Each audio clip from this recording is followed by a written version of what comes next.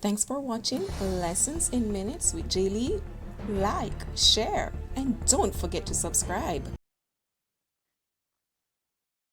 In this session, we're going to continue to explore the concept bad debt, specifically the journal entries as it relates to bad debt. So at the end of this lesson, you should be able to demonstrate how to write off bad debts using the journal.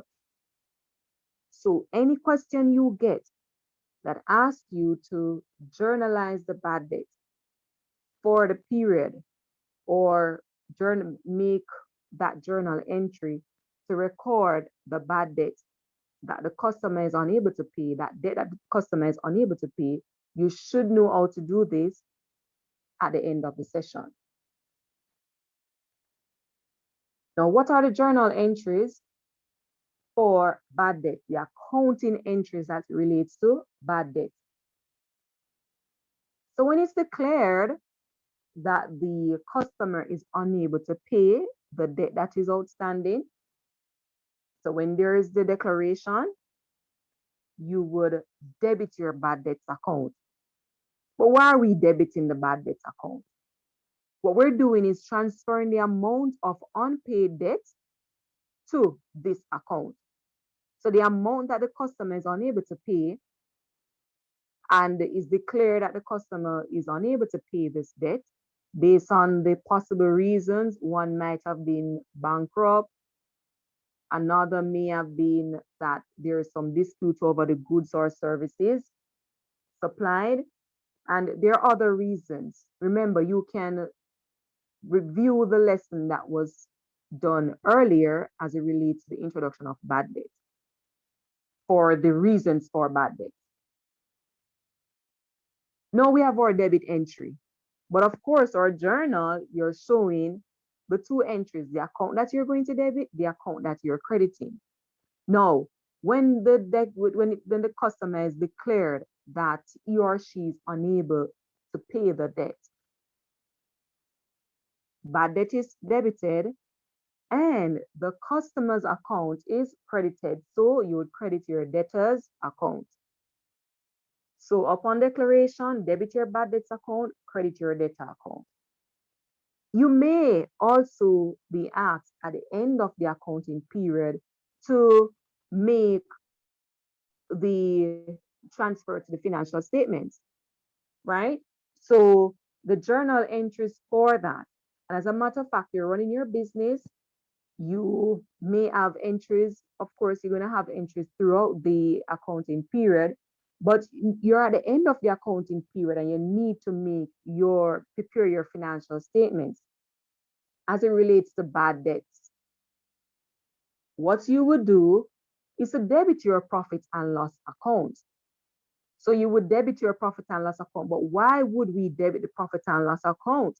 We need to show the amount of bad debts of the period that it is concerned with, so that particular financial year. And we credit our bad debts account.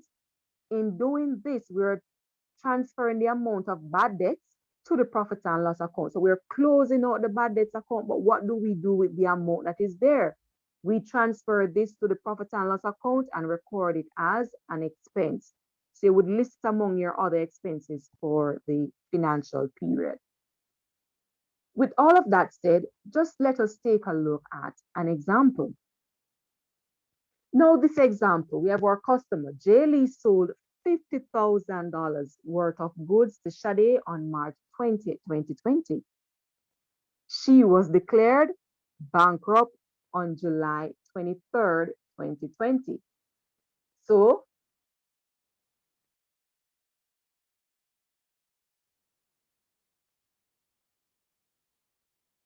goods were sold, $50,000 goods sold to our customer Sade.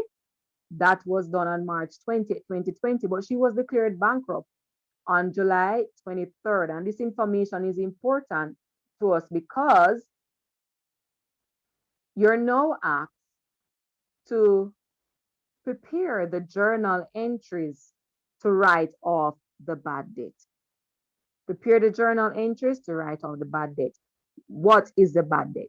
We have a bad debt of $50,000 that is owing by Shade and she's unable to pay, hence we classify it as bad debt. Now we're going to show the journal entries as it relates to this example. So let's take a look at the journal.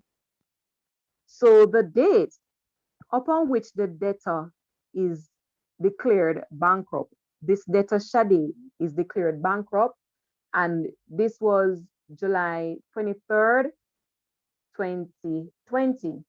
So you're using the date that was given, July 23rd, 2020. The account that we debit to write off the bad debt, the amount that is outstanding and is unable to be collected from the debtor is our bad debts account. So we debit bad debts account, and the amount that this debtor is unable to pay is $50,000. So that is the amount we're recording in the bad debts account. So remember, your bad debts account would be debited. The account to be credited, of course, and notice it is indenting that, because the rule is that when you're recording the credit item, you are to indent.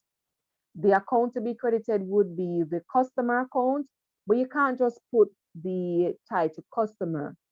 You have to list the specific customer, and in this case, it is our customer is Shade. And the amount that we're writing off the unpaid debt from her is $50,000. So Shade was declared bankrupt on July 23rd. Our date is very important. The double entry to record that bad debt is that you debit your bad debts account, you credit the customer's account, and the amount of unpaid debt is 50,000, hence that is reflected in the amount column. At the end of the financial period, you may be asked to show the journal entries to transfer the bad debt to the profit and loss account. So we're at the end of the accounting period, and that is December 31st. And the account that is to be debited is your profit and loss account. In debiting your profit and loss account, we are recording the amount of bad debt relating to that period. And based on what we're seeing, based on this example, there is only an amount of $50,000 coming from the bad debt account. So that is the amount that we record. And definitely we have to show our credit entry, and our credit entry would be made in our bad debts account. And we do this so that we can transfer the amount of bad debts from that particular account over to the profit and loss account. So we're closing out that account.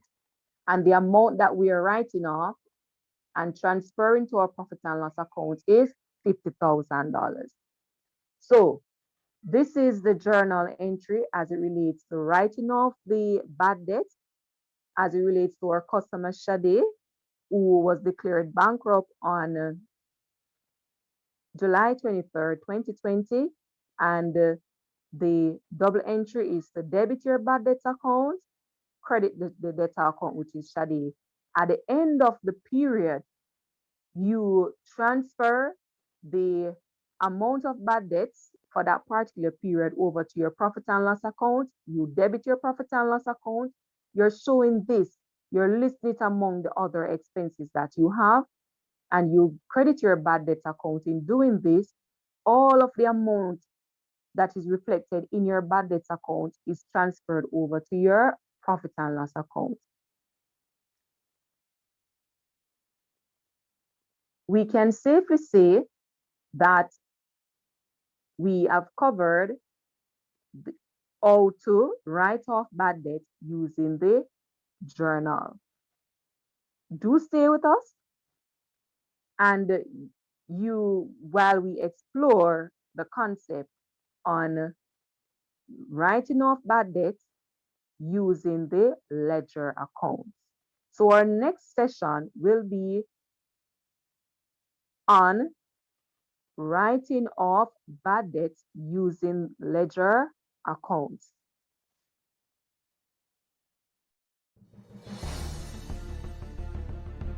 Like, share, and don't forget to subscribe.